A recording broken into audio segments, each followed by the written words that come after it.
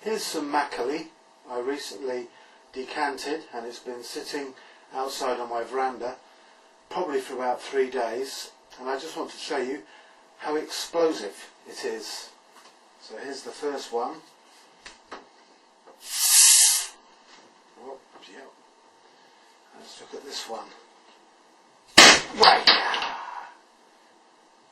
Right now. Right now. Right now. Whoa. That's dangerous. And I'm going to pour that into a glass so you can see how good it is.